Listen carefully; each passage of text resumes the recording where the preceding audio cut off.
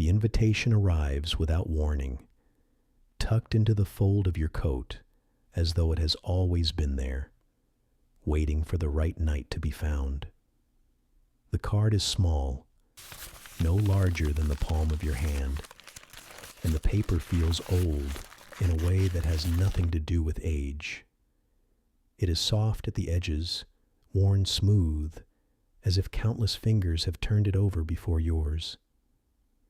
The ink is a deep, unhurried blue, and it seems to shift faintly as you tilt the card towards the light, the letters settling into place only when you stop trying to read them too quickly. There is no name written upon it, only an address you do not recognize, and a single line beneath. Come at the stroke of 12 when the bells have finished counting.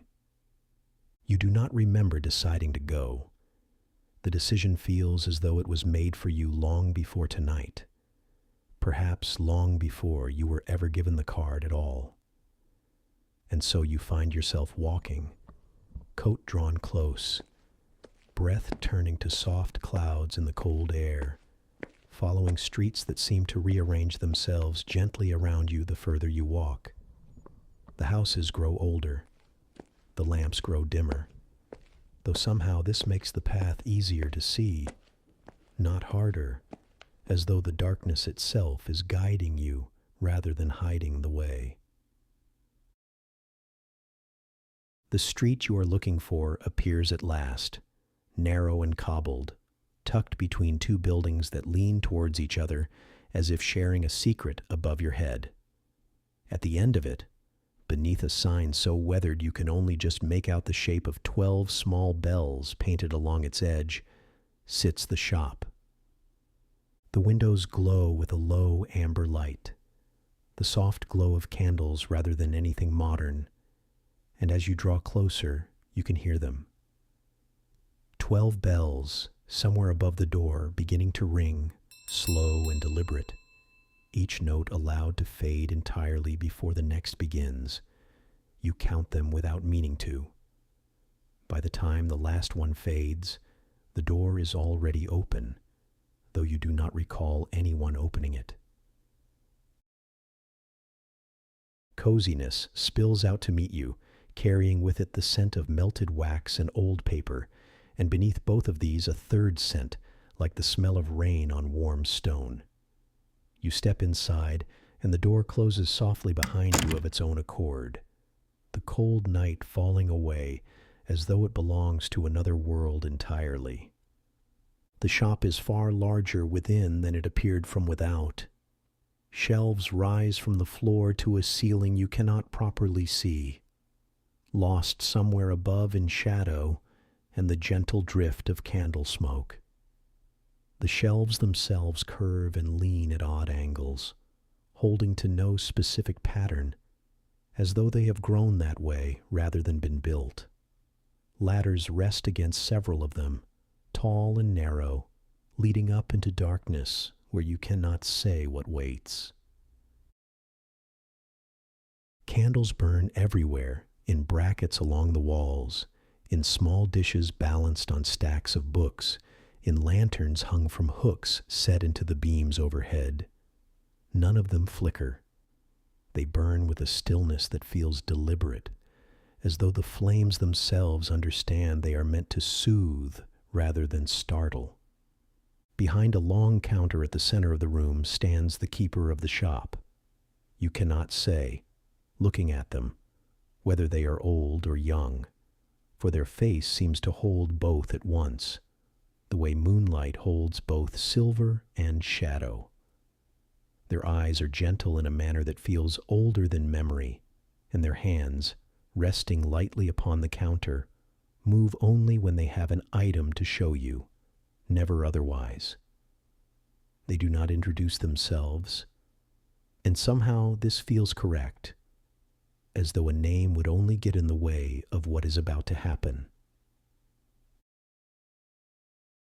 They gesture, slow and unhurried, towards the nearest shelf, inviting you to begin your visit there, and you find yourself drawn forward without hesitation, as though your feet already know the way. The first shelf holds rows of small glass jars, each one filled with a soft glimmer that catches the candlelight and scatters it gently across the surrounding wood. As you lean closer, you notice the jars are not empty of sound. A faint hum rises from within them, soft and layered, like the echo of laughter heard from several rooms away. These, you come to understand without being told, are jars of borrowed laughter, collected from moments too fleeting to be kept any other way. A grandmother's chuckle at a joke long forgotten by everyone but her. The delighted shriek of a child catching their first snowflake on an open tongue. The quiet, helpless laughter shared between old friends who no longer need words to understand one another. Each jar holds a single sound, sealed gently within glass so that it might never fade entirely from the world. The keeper lifts one down and turns it slowly in their hands, the candlelight catching against the curve of the glass. And though no words are spoken, you understand that this jar was gathered from a kitchen long since gone quiet, where someone once laughed so hard at breakfast that the sound lingered in the room for hours afterwards, soaked into the walls until someone learned how to bottle it before it could disappear. You move along the shelf, passing jar after jar, each one humming faintly with its own private joy, and the longer you stand among them, the more your own shoulders begin to loosen, the tension of the day slipping away as though it, too, might be poured gently into glass and set upon a shelf to be kept safe until it is needed again. Further along, the shelves shift in character entirely, and you find yourself standing before a collection of clocks. They are not arranged in any order you can determine, some large and ornate with carved wooden faces, others small enough to fit inside a coat pocket, their hands frozen at angles that seem, the longer you look, slightly wrong. It takes you a moment to understand why. The hands are moving, but backwards, slow and steady, counting time in reverse rather than forward. The keeper steps closer, lifting one of the smaller clocks with care, holding it so the candlelight falls across its tarnished face. These clocks, you sense rather than hear, are built for grief, made for those who find themselves wishing, more than anything, for a single hour returned to them. They do not undo what has happened. They cannot, but they allow, for those who carry sorrow heavy enough to need it, a quiet space in which time might move the other way for a while, gentle and undemanding, asking nothing in return but the willingness to sit with what has been lost. You think, looking at the slow backward sweep of the hands, of moments in your own life you might once have wished to hold a little longer, and the thought arrives without sharpness, soft instead, as though even remembering loss within these walls becomes easier to bear. The keeper sets the clock back upon its shelf, and beside it you notice a row of smaller items, simple wooden boxes with hinged lids, each one carrying a faint label written in the same shifting blue ink as your invitation. These, it seems, are boxes built to hold worry, just for the length of a single night. You are not asked to open one, nor would you wish to, for the comfort lies simply in knowing such a box exists at all, somewhere in the world, ready to hold what feels too heavy to carry alone until morning arrives to lighten the load.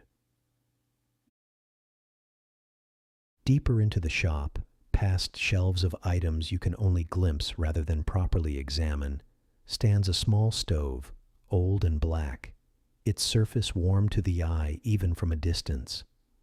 Upon it rests a kettle unlike any you have seen before, its copper surface dulled with age, dented gently in places that suggest long use rather than carelessness. The keeper moves towards it without hurry, lifting the kettle and setting it carefully back upon the stove. And though no flame burns beneath it that you can see, steam begins to rise softly from the spout regardless. This kettle, you understand, boils only for those who are in need of comfort, refusing to stir for anyone simply wishing for tea. It has sat cold and silent for travelers seeking nothing more than refreshment, yet warmed instantly and without fail for those arriving with sorrow, folded quietly behind their eyes. The keeper pours, simply allowing the gentle curl of steam to drift upward and fill the air around you with warmth, and you find yourself breathing it in slowly, the scent drifting between chamomile and wood smoke, calming in a way that has little to do with the kettle's actual contents and everything to do with the care behind its making. Beyond the stove, tucked into a quieter corner of the shop, where the candlelight burns lower and softer than elsewhere, stands a tall cabinet filled with small bottles of every shape and color. Each one holds a glimmer that catches the light differently, some glowing faintly blue, others a deep, warm amber, a few so pale they seem almost to disappear entirely against the glass. These, the keeper shows you with a slow tilt of one bottle towards the candlelight, are bottled dreams, gathered and stored long before they are ever given to a sleeper. Some hold dreams of flight, weightless and soaring, gathered from those who once stood at the edge of tall places and wished, just for a moment, that they might simply step off into the sky. Others hold dreams of return, soft and golden, built for those far from the homes and people they love, allowing them, just for a night, to walk familiar rooms and hear familiar voices once again. You find your gaze drawn to one bottle, smaller than the rest, its color somewhere between silver and gray, like moonlight caught in fog. The keeper notices and lifts it gently from its place, holding it towards you without offering it outright, simply allowing you to look closer. Within the glass, faint shapes seem to drift and turn, slow and unhurried, the way clouds move across a still sky. This bottle, you sense, holds a dream of rest itself, pure and uncomplicated, free from the tangled threads of memory or worry that so often weave their way into sleep uninvited. It is perhaps the rarest dream the shop has ever bottled, precisely because of how simple it is. Most dreams carry stories within them, but this one carries only stillness, only the soft, settling weight of a body finally allowed to let go. The keeper does not say whether this dream is meant for you tonight, only returns it carefully to its place upon the shelf, the gesture itself somehow reassuring, as though to say that such rest will come in its own time, whether bottled or not. Continuing past the cabinet of dreams, you find yourself before a low table scattered with what appear, at first glance, to be ordinary stones, smooth and rounded, the sort one might find along the edge of a slow river.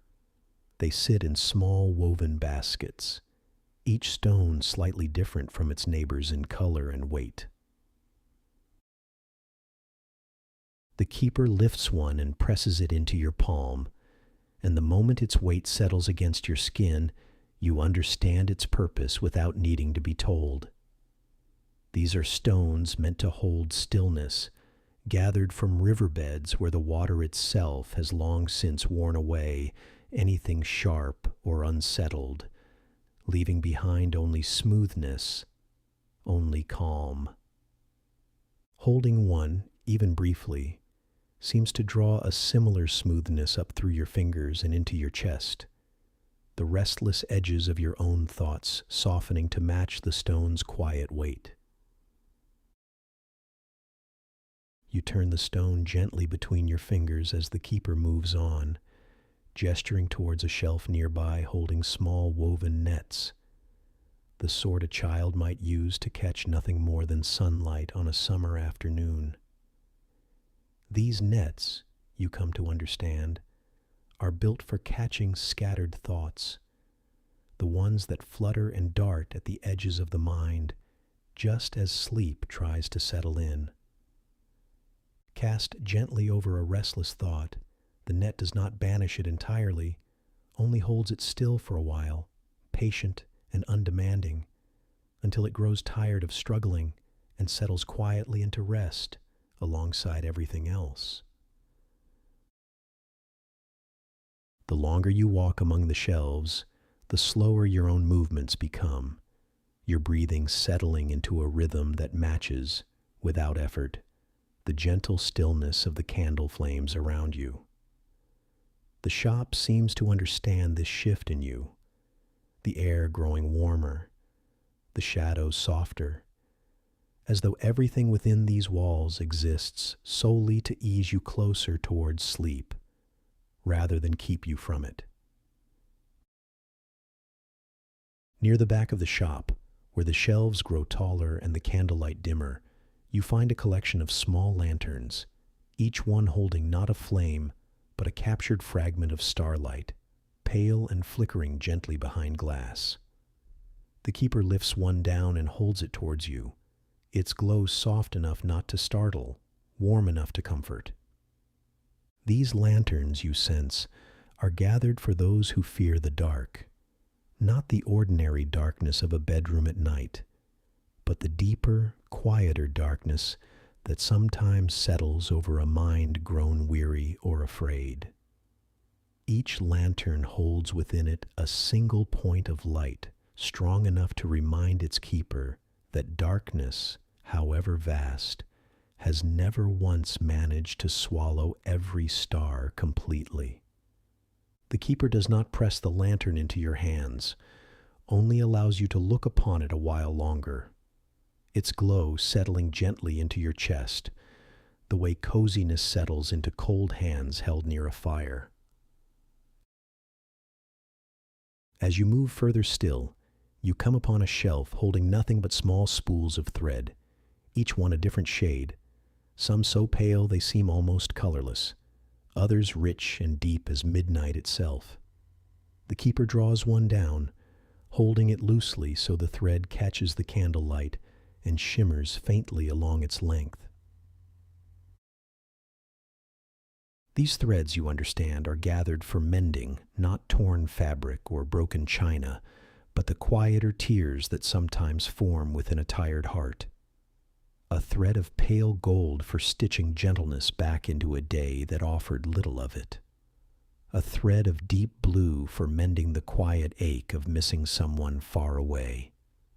The keeper does not mend anything for you tonight, only shows you that such mending exists, that whatever feels frayed within you need not stay that way forever. By now, the shop has settled into a stillness so complete that even your own footsteps seem to fall more softly against the floor, as though the building itself has grown reluctant to disturb the quiet it has spent the whole night building around you. The candles burn lower, their light deepening into amber and gold, and the shelves themselves seem to lean inward slightly, drawing closer together as though gathering you gently towards the center of the room. The keeper moves towards the counter once more, and you find yourself following without needing to be asked, the pull towards rest now stronger than any curiosity that drew you through the shelves only minutes, or perhaps hours, before. Upon the counter sits a single small wooden box, plain and unadorned, its surface worn smooth by years of handling. The keeper opens it slowly, and within, resting upon a bed of soft cloth, lies nothing at all, only an empty space shaped, somehow, exactly to fit whatever it is you came here tonight needing most. You do not ask what this means, and the keeper offers no explanation, only allows the box to rest open between you both for a long, quiet moment, candlelight flickering gently across its empty interior. Perhaps it holds nothing because it is not meant to give you anything new, but simply to remind you that whatever you carried in tonight, whatever weight settled across your shoulders on the walk through those rearranging streets, has already begun to lighten simply by being witnessed. The keeper closes the box gently, and as they do, you notice the candles around the shop beginning, one by one, to dim, not extinguishing entirely, only settling into a lower, softer glow, the sort that exists at the very edge of sleep itself. The shelves grow harder to make out clearly, their curious items fading gently into shadow, and you find your own eyelids growing heavier in turn, the warmth of the shop wrapping itself around you like a blanket drawn up against the cold.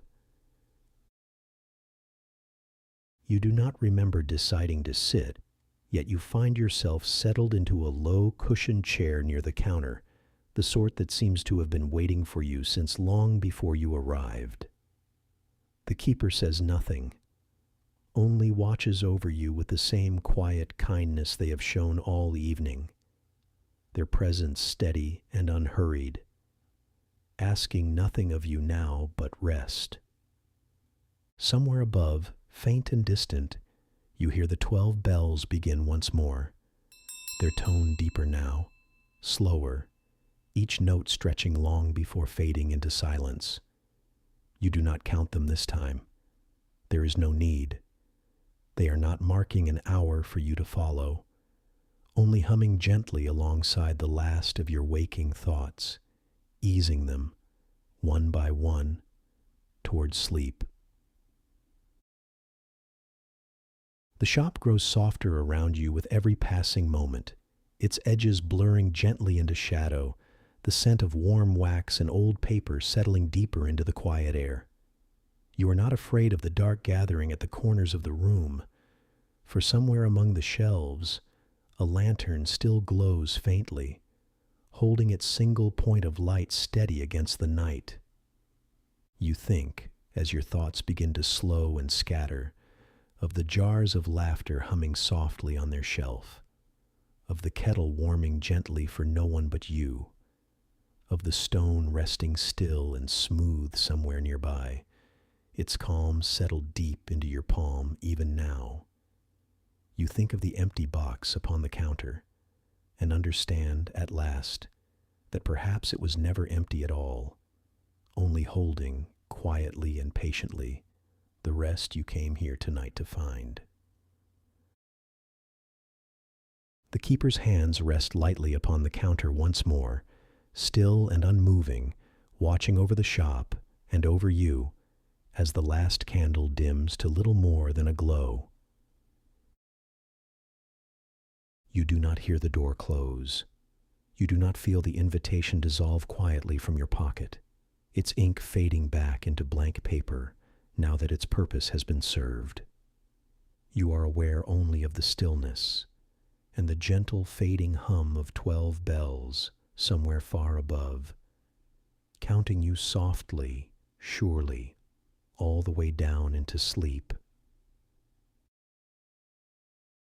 And there, within the quiet walls of 12 bells, surrounded by jars of borrowed laughter and clocks that move backwards and stones worn smooth by patient rivers, you finally let go, drifting beyond the shelves, beyond the candlelight, beyond even the keeper's watchful eyes, into a rest as deep and unhurried as the shop itself.